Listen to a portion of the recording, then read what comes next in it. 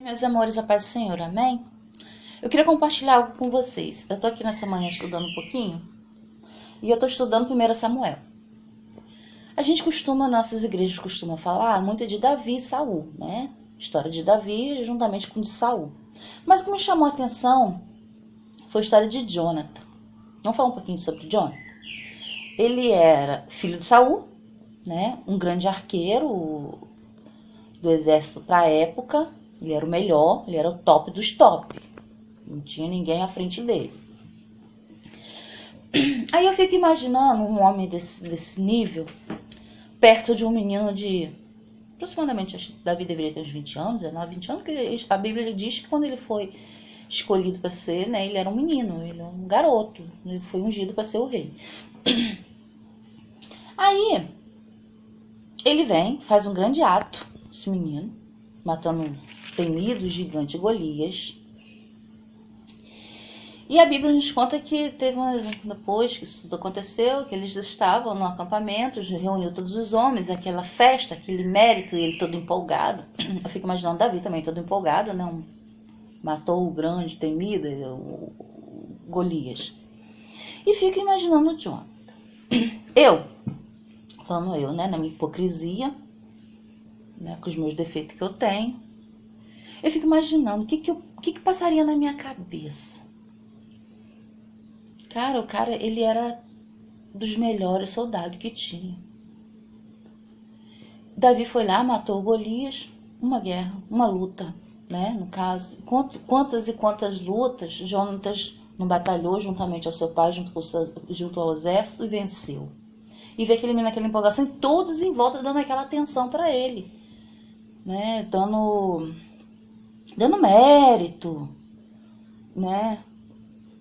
Eu fico imaginando o que passaria na minha cabeça se eu fosse o Jonathan naquela situação. Por mais que eu estivesse agradecida, né, honrada e tal, mas, cara, tava todo mundo em volta, né? Isso inflama o nosso ego, bota pra baixo e a gente não quer ser. Quem quer ficar em segundo plano? Fala pra mim, Vivi, eu quero ficar assim. Mentira, não quero. A gente sempre espera o melhor, a gente sempre quer estar à frente, né?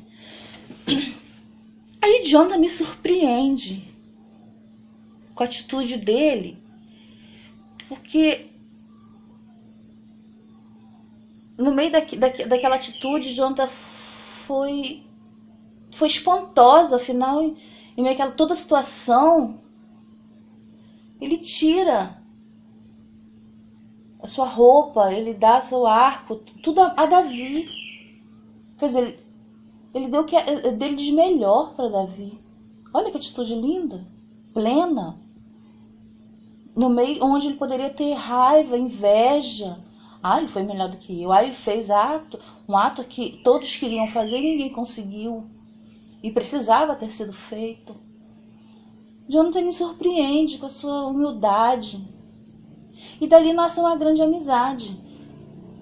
Em 1 Samuel 18:3, vou ler para vocês. Eles chegam a fazer um pacto, uma aliança, como você queira chamar, de amizade entre os dois. Ali nasce uma grande amizade. Vamos lá, 1 Samuel 18:3. E Jonathan e Davi fizeram uma aliança, porque Jonathan o amava como a sua própria alma. Olha só que coisa linda. Ali nasce uma amizade. Acho que talvez, não sei se eu estiver enganada, porque eu não estudei, não sou teóloga, não sou pastor, não sou nada. Eu só estou estudando aqui e passando para vocês minha visão. Mas meu pastor, talvez ele veja esse vídeo, se eu estiver errado, depois ele me corrige e me dá uns toques. Tô brincando, pastor. Mas se eu quiser, eu aceito. Então vamos voltar lá para onde que eu estava falando. Aí nessa grande amizade entre os dois, né? Talvez uma das maiores amizades que eu tenho visto na Bíblia até agora, que foi uma amizade de renúncia. Eu vou chegar lá nesse ponto. Depois que eu estudei, eu disse, meu Deus, ele renunciou a algo que era dele por direito. Direito dos homens. Óbvio que Davi foi separado, não vamos esquecer que Davi foi separado por Deus para ser o exército, então não tinha outro meio, né? Mas perante a nossa visão, E assim nasceu aquela grande amizade entre os dois, né? Aí teve depois aquela história toda de Davi que a gente já sabe, que eu não queria nem entrar muito na história de Davi, que me chamou a atenção foi o ato de Jonathan. Aí eu fico imaginando, também me colocando na posição de Jonathan, porque Jonathan também era filho de Saul. Ele também era muito ligado ao pai, como amava o Davi, né? Teve ali uma aliança muito forte entre, como fossem uns irmãos mesmo. E eu fico me pensando na situação de John. Bom, vamos lá. Eu vou usar um irmão da minha igreja, peço perdão se depois ele fala comigo em casa, mas a gente não vai se aborrecer, não.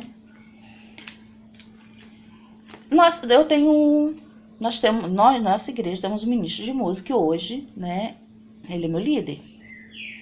Esse rapaz deve ter chegado cru também na igreja, não sei, que quando eu cheguei ele já estava, já cantava e tal.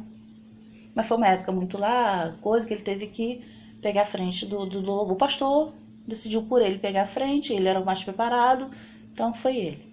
E esse rapaz, ele se capacitou, fez faculdade de música. Hoje é nosso ministro de música oficial, com faculdade, com tudo. E rebenta, graças a Deus, que o Senhor continua abençoando o ministério dele. Eu fico imaginando eu e ele fazendo uma amizade forte. E eu chegar pra ele sem preparo nenhum. Porque, meus amigos, vamos lembrar, meus irmãos, que Davi ele foi ungido, ele foi separado, mas ele ainda não tinha um preparo para ser o rei. Não é porque o Senhor separou ele que vai ser o rei amanhã. Nem foi assim. Né? Ele teve que se preparar, e ainda teve que guerrear contra Saul, mas isso é outra história que eu não quero entrar nesse mérito. Aí eu fico imaginando chegar pro meu irmão Alexandre, meu líder de louvor, e falar assim, a gente com muita amizade: Alexandre, sinto muito, meu irmão, mas você perdeu aí seus 4 anos de faculdade, tá? Se capacitou, né? Mas ó, Deus falou que você não vai ser ministro de louvor, não. Vai ser eu. Que Alexandre vai pensar? Essa menina tá doida. Ah, essa mulher enlouqueceu. Não sabe nada, gente. Às vezes erra nota beça. Que doideira é essa? Eu fico imaginando uma situação dessa. Davi falando pra Jonathan que ele vai ser o novo rei. Eu, Jonathan, sinto muito, você é o sucessor do mas eu vou ter que desbancar, né, minha reação, porque eles eram tão unidos, tão amigos, que não tinha segredo entre eles. Então esse também não poderia ser um segredo entre os dois, né? Ainda mais uma coisa tão importante como essa. Cara, eu não sei como seria a minha reação. Eu ia achar que ele não, já chegou a mim, poder pegar e tomar. Porque não é assim que a gente pensa. Ai, irmão, tem tanta guerra fria na igreja por causa de bobeira, né? Você imagina uma coisa dessa, né? E eu sinceramente, eu fico pensando como que Jonathan foi um cara, Jonathan foi top. E lembrando que eles compartilham. Acho que ele foi tão top justamente por causa disso. Os dois compartilhavam a mesma fé.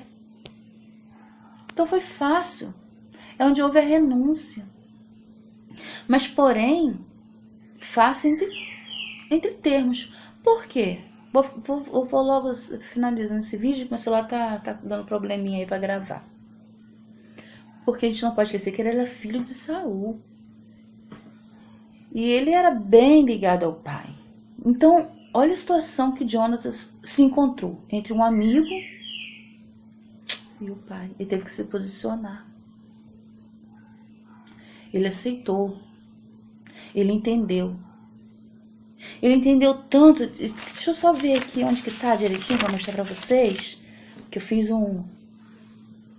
escrevi algumas coisinhas só poder... Eu vou estudando, vou escrevendo. Vou estudando, vou escrevendo minhas ideias, o que eu tiro, essas coisas todas, né? Deixa eu ver se eu consigo encontrar. Ai, irmãos. Eu não sei se eu vou conseguir mais achar. Mas tá em 1 Samuel, porque eu tinha separado aqui, onde Samuel diz, deixa eu ver se é Samuel 1:11, que diz que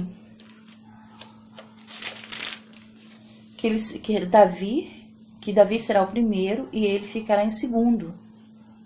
O cara que era primeiro, olha só que doideira, na nossa visão, o cara que tinha por direito de ficar em primeiro, se coloca em segundo lugar e fala isso para Davi.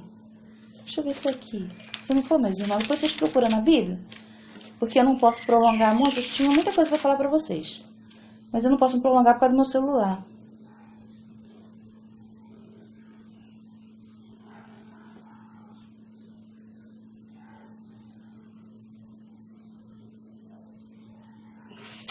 Acho que não é aqui não, meus irmãos. Depois a gente procura e eu falo pra vocês. Aí, o cara que era, ele teve que se posicionar por 2 vezes. Abrir mão daquilo que era dele, porque ele era o filho. Então, se seu pai morrendo, ele herdaria o trono. Foi criado pra isso. Toda aquela criação pra isso, né? Como eu disse lá atrás, eu fico imaginando a infância dele. Não deve ter tido, né? Foi treinado pra ser um rei. E ficar entre o pai e o amigo. Situação difícil, mas ele foi sábio porque ele compartilhava da mesma fé de Davi. E aonde entra o meu questionamento? A gente está se posicionando? Ou a gente está tentando amenizar a nossa situação? Porque é difícil, né, mesmo? Se posicionar contra o mundo, se posicionar contra um pai, contra o marido, contra o irmão. Às vezes a gente somos chamados de louco, às vezes a gente até acha, gente, será que eu tô ficando louca mesmo? Somos chamados de bobos, como diz meu pastor, esse tempo pregou sobre isso. Qual tem sido a minha e a sua atitude no meio nessa situação? Tem se posicionado? Tem deixado de ser o primeiro para se posicionar por segundo? Tem abrido mão porque às vezes não é para você ser o primeiro. A vida pode até te proporcionar isso. Mas Deus vem e muda e te bota em segundo lugar. Você está preparado? Está preparado para poder abrir mão? Porque Deus mandou? Fica aí um questionamento, uma dúvida. E até o próximo vídeo. Paz do Senhor. Tchau.